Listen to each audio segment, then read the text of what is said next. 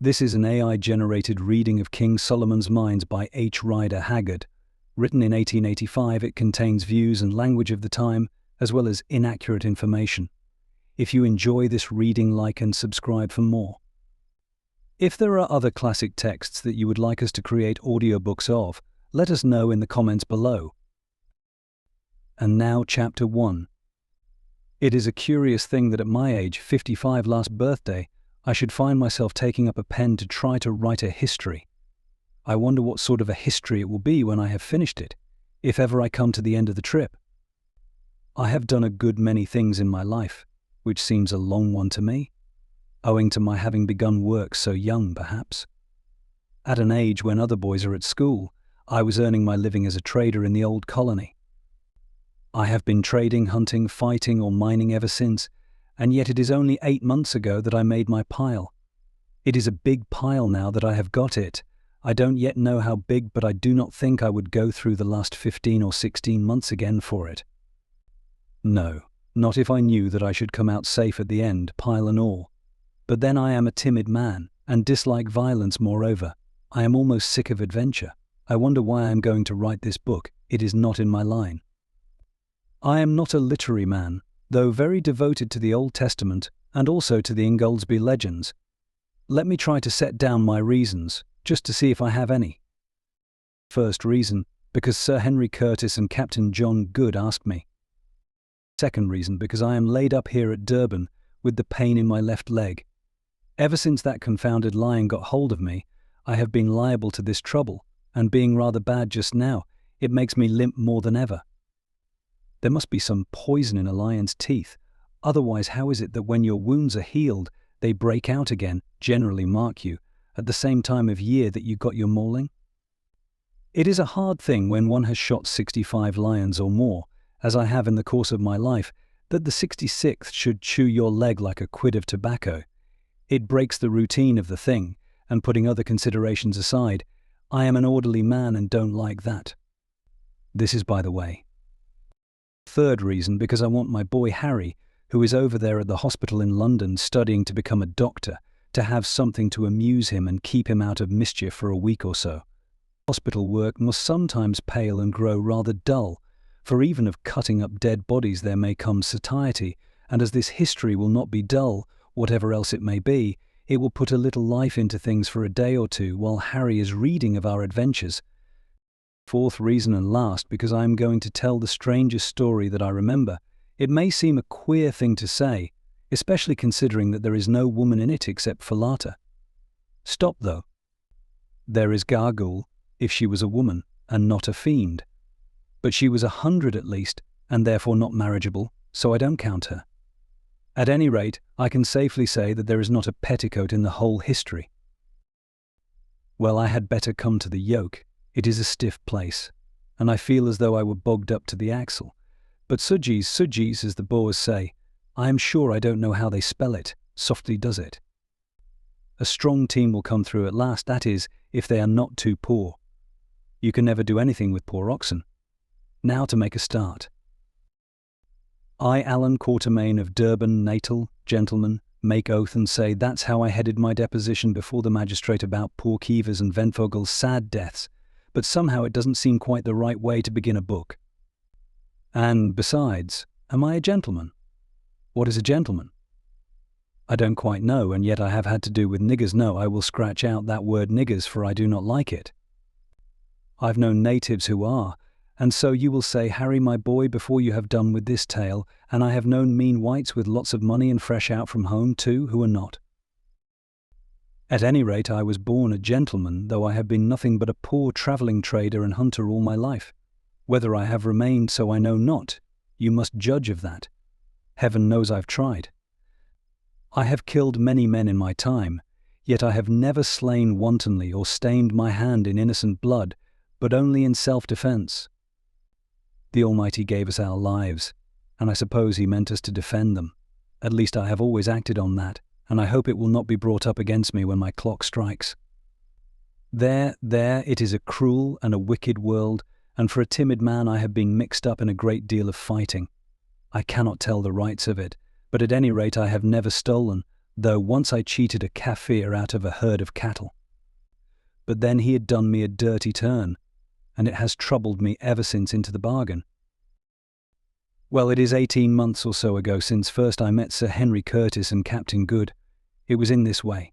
I had been up elephant hunting beyond Bamangwato and had met with bad luck. Everything went wrong that trip, and to top up I got the fever badly.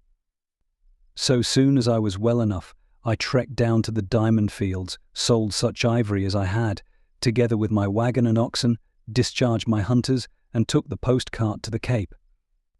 After spending a week in Cape Town, finding that they overcharged me at the hotel, and having seen everything there was to see, including the botanical gardens, which seemed to me likely to confer a great benefit on the country, and the new Houses of Parliament, which I expect will do nothing of the sort, I determined to go back to Natal by the Dunkeld, then lying at the docks waiting for the Edinburgh Castle due in from England.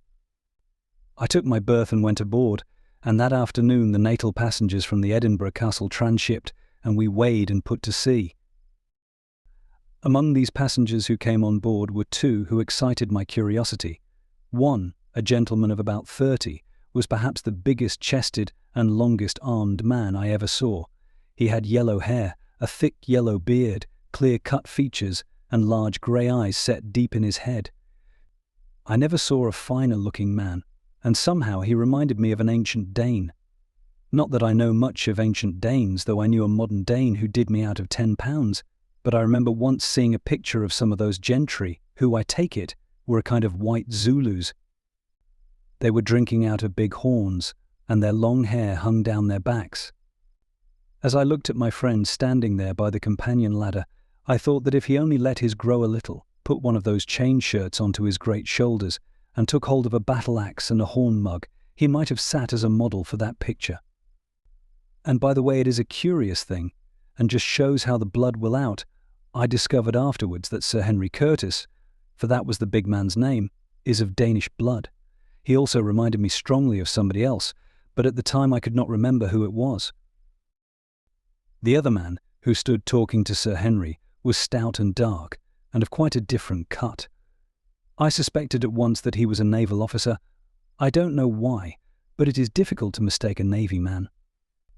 I have gone shooting trips with several of them in the course of my life, and they have always proved themselves the best and bravest and nicest fellows I ever met, though sadly given, some of them, to the use of profane language. I asked a page or two back, "What is a gentleman?" I'll answer the question now. A Royal Naval Officer is, in a general sort of way, though of course there may be a black sheep among them here and there. I fancy it is just the wide seas and the breath of God's winds that wash their hearts and blow the bitterness out of their minds and make them what men ought to be. Well, to return, I proved right again. I ascertained that the dark man was a naval officer, a lieutenant of 31, who after 17 years' service had been turned out of Her Majesty's employ with the barren honour of a commander's rank, because it was impossible that he should be promoted. This is what people who serve the Queen have to expect, to be shot out into the cold world to find a living just when they are beginning really to understand their work, and to reach the prime of life. I suppose they don't mind it, but for my own part I had rather earned my bread as a hunter. One's halfpence are as scarce perhaps, but you do not get so many kicks. The officer's name I found out by referring to the passengers' lists was Good, Captain John Good. He was broad, of medium height, dark, stout, and rather a curious man to look at. He was so very neat and so very clean-shaved, and he always wore an eyeglass in his right eye. It seemed to grow there, for it had no string, and he never took it out except to wipe it.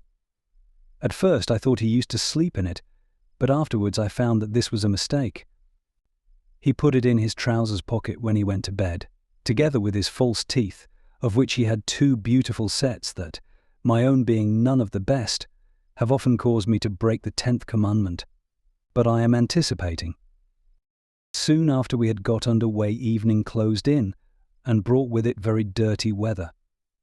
A keen breeze sprung up off land, and a kind of aggravated Scotch mist soon drove everybody from the deck. As for the Dunkeld, she is a flat-bottomed punt, and going up light as she was, she rolled very heavily. It almost seemed as though she would go right over, but she never did. It was quite impossible to walk about, so I stood near the engines where it was warm and amused myself with watching the pendulum, which was fixed opposite to me, swinging slowly backwards and forwards as the vessel rolled, and marking the angle she touched at each lurch. "That pendulum's wrong, it is not properly weighted," suddenly said a somewhat testy voice at my shoulder. Looking round, I saw the naval officer, whom I had noticed when the passengers came aboard. "Indeed. Now what makes you think so?" I asked. "Think so? I don't think at all. Why, there as she righted herself after a roll, if the ship had really rolled to the degree that thing pointed to, then she would never have rolled again, that's all.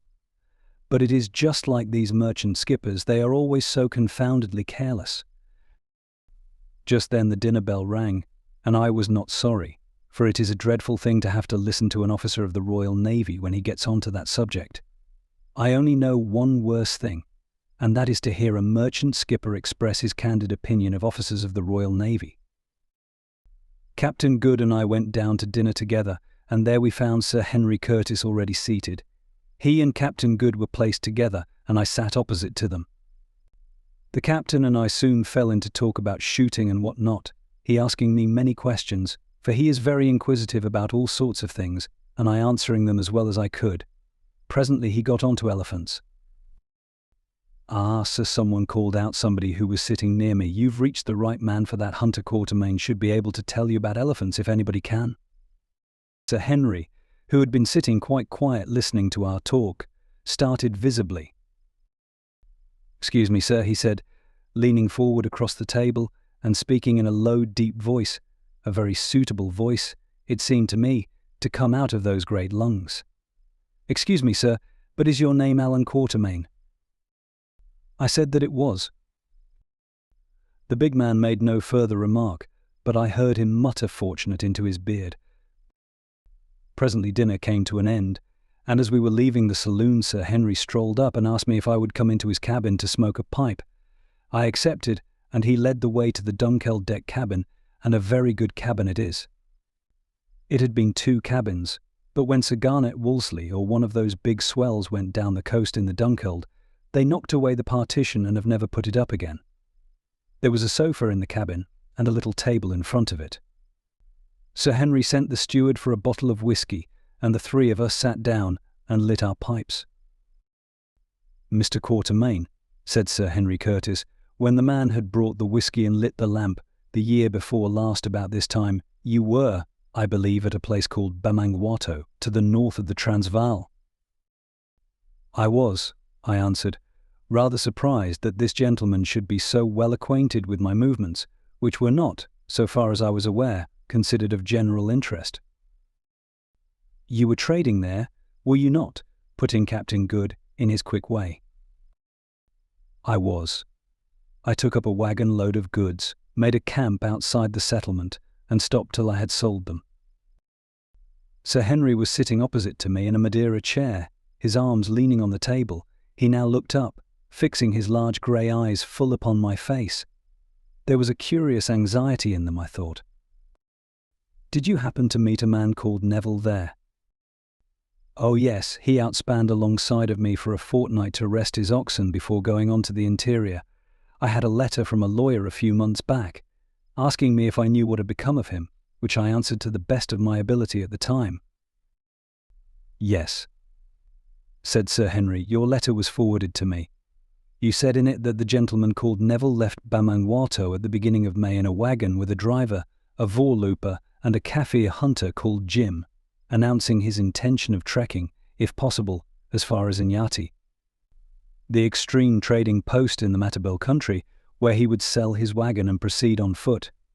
You also said that he did sell his wagon, for 6 months afterwards you saw the wagon in the possession of a Portuguese trader, who told you that he had bought it at Inyati from a white man whose name he had forgotten, and that he believed the white man with the native servant had started off for the interior on a shooting trip." "Yes, and..." Then came a pause. "Mr. Quatermain," said Sir Henry suddenly, "I suppose you know or can guess nothing more of the reasons of Mr. Neville's journey to the northward, or as to what point that journey was directed." "I heard something," I answered, and stopped. The subject was one which I did not care to discuss. Sir Henry and Captain Good looked at each other, and Captain Good nodded. Mr. Quatermain went on the former. I am going to tell you a story, and ask your advice, and perhaps your assistance. The agent who forwarded me your letter told me that I might rely on it implicitly, as you were. He said, well known and universally respected in Natal, and especially noted for your discretion. I bowed and drank some whiskey and water to hide my confusion, for I am a modest man, and Sir Henry went on. Mr. Neville was my brother.